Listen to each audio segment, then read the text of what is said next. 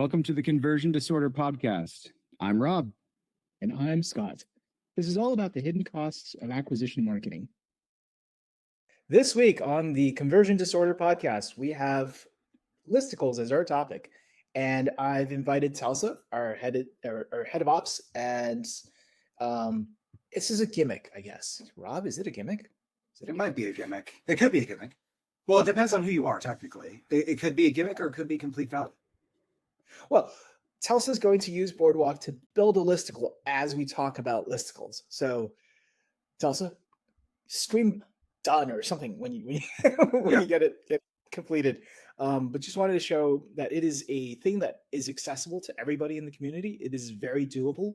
But first, let's talk about what it is, and Telsa, go build it. Yeah, and I could even share the screen as you speak. Yeah, do it. Nothing speaks quite like a stream. Perfect. Right.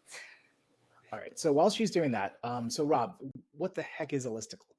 So a lot of people are probably familiar with, let's call them offer walls, right? Or something along those lines. Listicles are more of, I would call them the same type, but used in a completely different way. So they're basically the concept of it's more content heavy. Usually it's more around, the best list, like 25 best Christmas gifts for 2025, like all that kind of, like I'm just using examples people will know and see and probably are watching this after seeing that ad, and we'll see it again after this. But basically it's very good for a lot of aspects like holidays, gifting, Black Friday, anything along those lines. That's where a lot of people see them. But what it really is it's a more educational version of basically an offer wall. So it could just be sales. It could be more like, are you looking for this? This might help with this. Usually it's less dependence on the image style creatives and more dependence on the actual copy. So it's more along the lines of like a article format or a listicle format of the offers themselves. But the whole goal is, you might dilute the traffic a little bit, but now you've got 25 offers that you might be able to make money on. And at some point, something's going to hit from that. So it really depends on your use and where it is. Absolutely. A lot of people are interested in listicles because they hear it performs really well. And it does seem to, because it's popular and it's been going on for years, of course. You can think of it as a TikTokified version of that offer wall or landing page, where the gimmick is building onto the reason that you came in, right? So there's a lot of attention actually that needs to be paid to the headline of a listicle. Yep. Because the headline is actually where there's a huge amount of the value.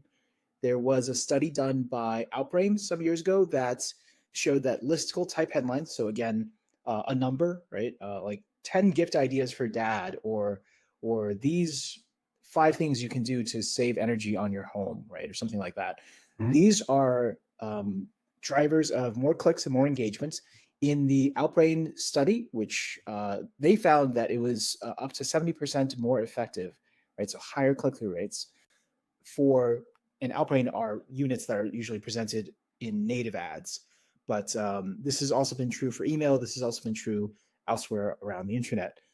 It's not just specific to native. Now, so what are some of after you've clicked on that headline, what are some of the features of a listicle? Like, what do you usually see? Yeah, so normally, here, I'll take it from the marketer sense first. So you're going to notice that basically there's going to be a bunch of blocks in there. And usually those, I would call them, you could call them creatives, you could call them, posts if it was a blog, like index format, whatever it is, let's call them entities or, offers, right? So normally there's a level of offers. Hopefully they're optimizing the order of the offers, because that makes an astronomical difference when your attention span is 7 seconds, you have 25 products.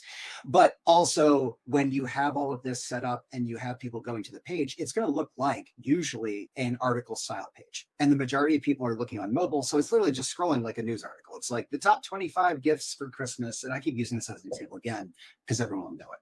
But with those, the people that buy from Maryland are not going to buy the same stuff as the people in Texas, who are not going to buy the same stuff as the people in California, so on and so forth. So with a lot of the optimization of those, especially with above the fold, below the fold, attention span, you can't put what they're going to convert on as number 24 out of 25. It needs to be the right order.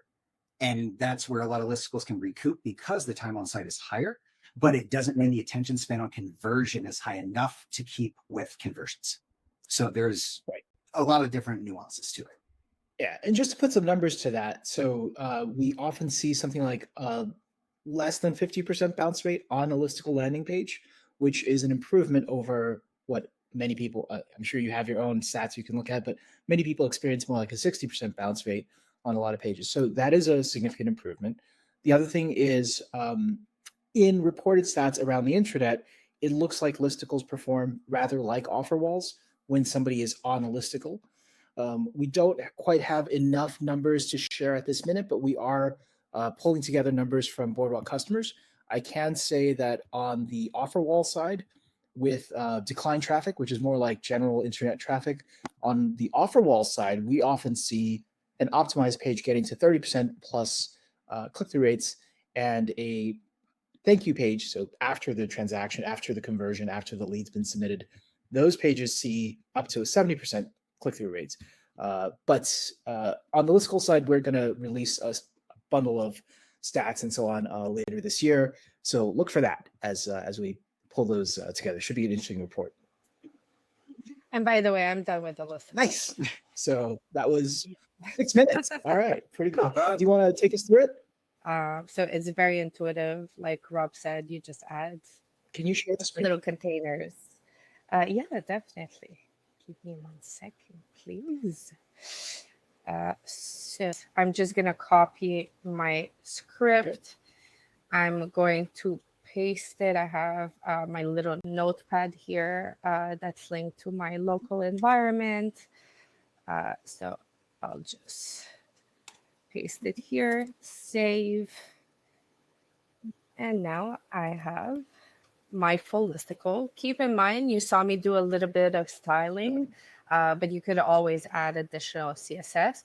But everything is working accordingly, redirecting to my offer specifically, and would be tracked within Boardwalk. It was live under 10 minutes. And I did want to give some thanks to Dan Hughes at Geranium Digital for supplying the ads and offers that are in our example listicle. They look great. So thank you, Dan. You're awesome. Thank you, Dan.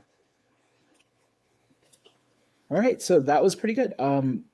You built it from creatives given to you by Geranium, right? In that case.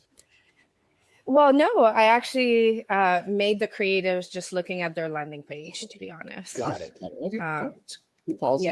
So I've taken their images and their GIF and everything. Nice. Yeah. Okay. All right. So, all right, folks. So there you have it. Some knowledge about listicles, how they perform.